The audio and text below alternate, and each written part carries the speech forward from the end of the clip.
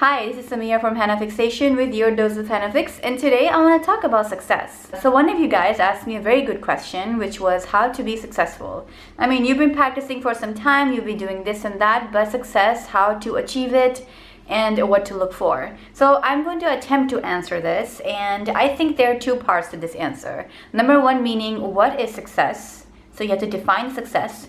And second means how to achieve it. So defining success is actually quite tricky because it depends on an individual. So does your success include a studio? Maybe you have your own private studio where you can do henna and people. Does your success means that you're going to be doing all events in town? Or maybe your success means that you are going to be in charge of doing henna at a certain region. Maybe it's more bigger than your town but part of a larger region. Maybe your success is that you want to sell henna and you want to be the supplier, or your success might just be that you just want to do a couple of henna sessions each week or each month, and that is okay, that you consider yourself to be successful.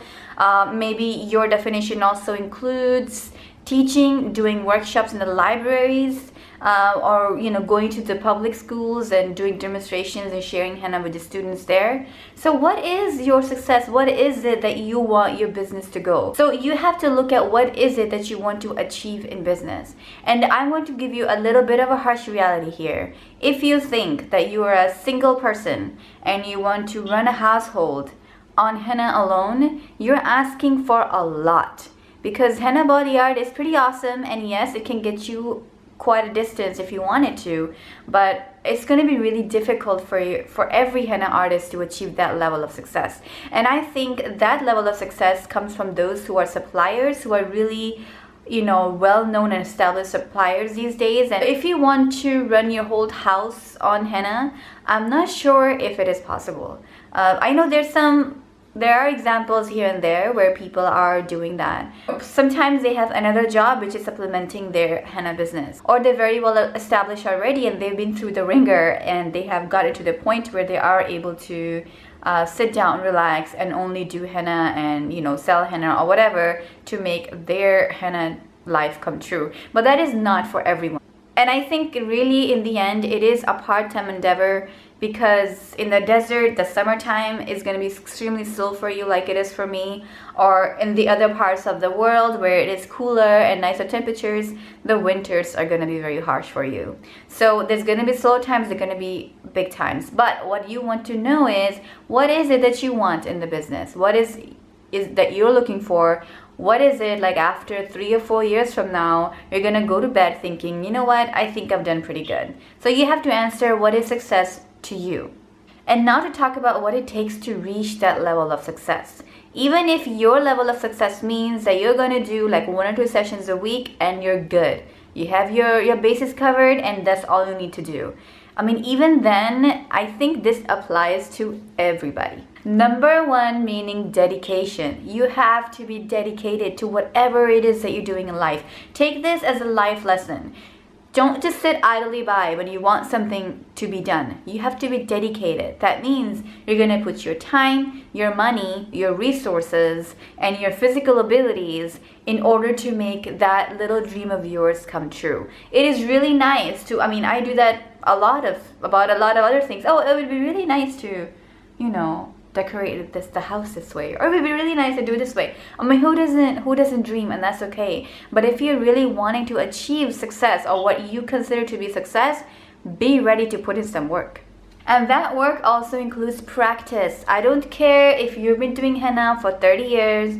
I don't care if you're considered one of the best henna artists in your town or in your region or in your country. You know that you have to practice. If you want to achieve a level of recognition, a level of person satisfaction, you have to be practicing. Because after a while, if you don't practice, your hand is going to get rusty. Your mind is not going to create more beautiful images and more inspiration anymore. So you have to keep practicing. So there are some henna artists who I have followed their progress on Instagram, and let me tell you how much improvement they have made. Before it really was not good, and then now their work is phenomenal. And why? Is because they're like, I'm just gonna sit down every day and practice.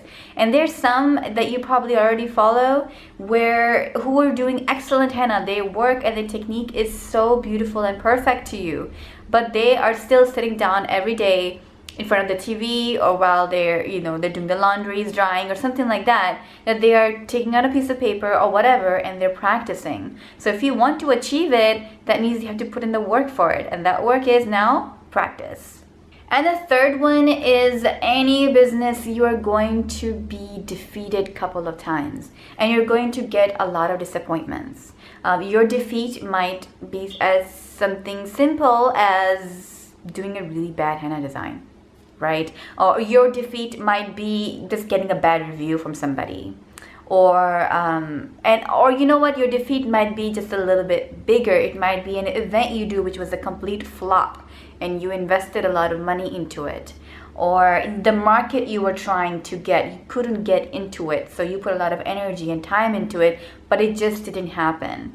So you're going to experience this kind of defeat and disappointments continuously throughout your career. And sometimes that one client who you really wanted to do a beautiful design for and it just wasn't that good can feel like a big defeat to you, and that's all right. The big thing to remember here is that you don't want that defeat or disappointment to define yourself as an artist and to define your business. It's all right, you're going to lose some money. I tried different things and I was like, man, this was just a bad idea. Maybe it was lack of research on my part, but I mean, at the same time, be ready to lose here and there. So, and even in that loss, there's a huge life lesson in it for you. So take that loss and convert it into the fuel you need to go towards the next step.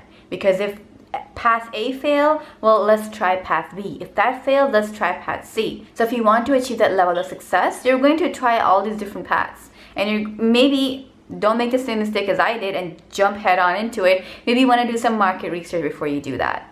If you are a henna hobbyist who's just doing this for fun, then really this doesn't apply to you, because this is more of a business type of conversation. But if you want to take henna into a business, then there are some things that you're going to have to do, and you're going to have to be okay with it.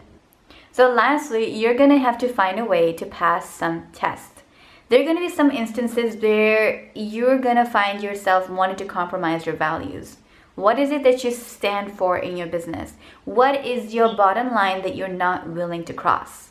You have to have some boundaries. You have to know the scope of your business and the scope of your morality. What is it that you're not willing to do? So you're going to have to understand that there are going to be some tests which are going to be very tempting, thrown at you in your business. It's going to look very beautiful, but you're going to have to take a step back and say, this just goes against what I stand for, against my values, against my beliefs, whatever it is. So basically what I mean to say is that your boundaries are going to be tested, and you're going to have to really learn to define them. So in the end, the summary of it all is that whatever your level of success is, or whatever your definition of success is, it is going to go through a lot of difficult times, a lot of trials and errors, but it's going to propel you to a place where you're going to be comfortable enough to say, yes, this is my business, I'm proud of it, it's doing whatever I want it to do, and it is being a source of joy and a source of income for me. And when you do reach that definition of success, this is just my personal opinion, and my advice for you is that be ready to share it.